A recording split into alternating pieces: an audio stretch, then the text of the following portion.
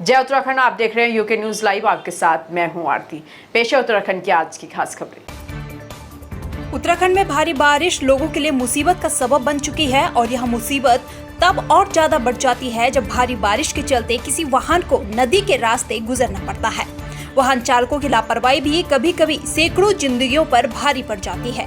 ये तस्वीरें देहरादून के शिमला बाईपास चौक के पास रामगढ़ काजवे गांव की है, जहां एक यात्री बस बहने से बच गई। लोग बस की छत से कूदकर अपनी अपनी जान बचाने के लिए छलांग लगा रहे हैं। बस में कई यात्री सवार थे। तस्वीरों में भयावह मंजर साफ दिख रहा है। इसमें बैठे यात्रियों में हाहाकार मच गया। यात्री खिड़की से बाहर निकलकर छत पर चढ़ गए। छत पर चढ़े यात्री बस से नीचे कूदकर अपनी जान बचाने को मजबूर थे। अब इसे प्रशासन की लापरवाही कहे या बस चालक की लापरवाही, लेकिन बस में बैठे सैकड़ों लोगों की जिंदगी खतरे में पड़ गई।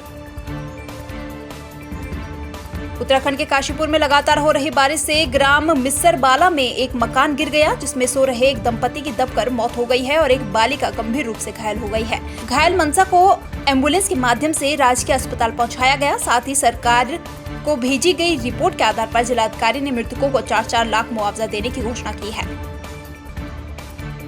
9 तारीख की जो है करीब रात्रि में 2:30 बजे के करीब जो है हादसा हुआ है और जो काफ़ी बरसात पड़ने से जो है जो मकान था वो गिरा है और उस मकान के गिरने से जो है ये नसीर अहमद पुत्र वजीर शाह हैं, उनकी पत्नी है मोहम्मदी और उनकी जो एक धेपती थी मनतसा तो मनतसा तो घायल है, लेकिन नसीर अहमद और जो उनकी पत्नी मोहम्मदी है उनकी जो है मौके पे ही डेथ हो गई थी। और मैं तत्काल जैसे ही खबर मिली करीब 3 बजे के करीब तो मैं तत्काल जो है मौके पे पहुंचा और जैसे ही मैं पहुंचा तो मेरे साथ जो है कुंडा थाने के जो इंस्पेक्टर साहब मैं फोर्स के भी आ गए थे। तो हमने पुलिस के सहयोग से उनको जो है तत्काल जो है 108 से जो है उनको अस्पताल पहुंचाया और जो घायल थी उनको भी अस्पताल पहुंचाया है। थाना काशीपुर से 7 जुलाई को पुत्री के घर से कहीं चले जाने के मामले में ग्राम खरमाशा कुंडेश्वरी निवासी पिता रविंद्र सिंह ने धारा 365 अज्ञात के नाम रिपोर्ट दर्ज कराई थी, जिसके बाद पुलिस ने लोकेशन के आधार पर रानी और अभियुक्त रोहित को मेरठ के कैसबैन के अंदर से गिरफ्तार कर लिया है। साथ ही अपराध को छिपाने के आधार पर दीपचंद्र को भी गिरफ्तार किया गया है और इन्हें पॉक्सो अधिनियम के तहत न्यायालय में पेश कर दिया गया है। देखिए, ये 7 तारीख की घटना है। कुंडेश्वरी निवासी व्यक्ति है जिनके द्वारा उनकी नाबालिग लड़की है 15 साल की, जो यहाँ जीविका स्कूल में पढ़ती है, इस लड़की की गुमशुदगी की रिपोर्ट उनके द्वारा लिखाई गई थी और साथ ही साथ उनका मोबाइल फ़ोन भी गायब था। हमने उस नंबर की जब CDR निकाली तो लड़की का एक अमरोहा निवासी युवक के साथ लगातार टच में होना पाया गया और इस सूचना पर अमरोहा से हमने लोकेशन निकालकर हमारी टीम ने SI संतोष देवरानी और उनके साथ कांस्टेबल इन लोगों ने जाकर वहाँ दबिश दी। लोक सेवा आयोग द्वारा जारी की गई अधीनस्थ भर्ती परीक्षा रविवार को धारा 144 के दौरान नगर प्रशासन और पुलिस प्रशासन की देखरेख में बड़ी शांति से संपन्न हुई है, जिसमें जिला उधम सिंह नगर में 25,771 अभ्यर्थियों में से 9,555 अभ्यर्थी ही भर्ती परीक्षा के दौरान मौजूद रहे। बाकी 15,916 अभ्यर्थी नहीं पहुंच पाए। उधर अधीनस्थ भर्ती परीक्षा देकर आ रहे अभ्यर्थियों ने भर्ती परीक्षा के पेपर को बहुत अच्छा बताया। कहाँ से आए? अच्छा। अब काफ़ी बारिश होती रही, बारिश में परीक्षा केंद्र पहुंचने में दिक्कत हुई और जो प्रश्न का पैटर्न है वो 1 प्रश्न में 4 प्रश्न पूछे गए हैं लगभग। हर टाइम मैचिंग वर्ड ज़्यादा दिए गए हैं। पेपर कैसा रहा आपका? औसत रहा। गुरुद्वार पौड़ी गढ़वाल से। तो आज पेपर कैसा रहा आपका? सर पेपर का लेवल जो था सर वो इजी टू मॉडरेट था और सर बेसिकली जो सर पढ़ा हुआ है सर उसी में जो सर स्टूडेंट होता है कंफ्यूज हो रहा था अपने पढ़ाई में। मतलब पेपर का लेवल सर ऐसा कि मतलब इजी टू मॉडरेट और बेसिकली सर जो हमारी उत्तराखंड की बोली भाषा है सबको ज़्यादा प्राथमिकता दी गई है। आज जो है उत्तराखंड अधीनस्थ सेवा चयन आयोग के द्वारा जो है परीक्षा कराई जा रही है और काशीपुर में जो है लगभग 22 सेंटर हैं यहाँ पर और इन सभी सेंटरों पर जो है सेक्टर मजिस्ट्रेट नियुक्त हैं और सभी सेंटरों पर जो है शांतिपूर्वक जो है परीक्षा चल रही है। और मौके पे अगर कहीं पे किसी सेंटर पे पानी भरा गया है तो उस सेंटर की गाड़ी और लगाई गई है जिससे कि बच्चे आसानी से उस गाड़ी में बैठ के जो है स्कूल में जा सकें और परीक्षा दे सकें। चंपावत जिले के सभी 11 परीक्षा केंद्रों में प्रशासन ने कड़ी सुरक्षा के बीच अधीनस्थ चयन सेवा आयोग द्वारा आयोजित स्नातक स्तरीय लिखित भर्ती परीक्षा को शांतिपूर्ण तरीके से संपन्न करवाया है। सुरक्षा के लिए पुलिस के कड़े इंतजाम किए गए थे और सभी परीक्षा केंद्रों के बाहर 200 मीटर के दायरे में धारा 144 लागू कर दी गई थी। सीओ पंत ने बताया कि सभी अभ्यर्थियों को कड़ी सुरक्षा के बीच गहन तलाशी के बाद ही परीक्षा केंद्रों में जाने दिया गया।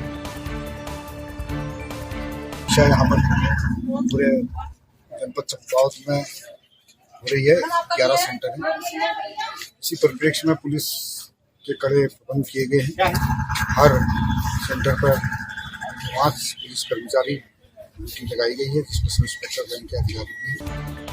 कांवड़ यात्रा के मद्देनजर खाद्य सुरक्षा विभाग व एफडीए विजिलेंस की टीम भी सक्रिय हो गई है। इसी के चलते रुड़की में भी खाद्य सुरक्षा विभाग व एफडीए विजिलेंस की संयुक्त टीम ने शहर में डेयरी दुकानों में छापेमारी की। इस दौरान मौके से खाद्य पदार्थों के सैंपल जांच मौके पर मोबाइल वैन द्वारा लिया गया। खाद्य सुरक्षा विभाग के डिप्टी कमिश्नर गणेश चंद कनवाल ने बताया कि उच्च अधिकारियों के दिशा निर्देश पर कार्रवाई की जा रही है।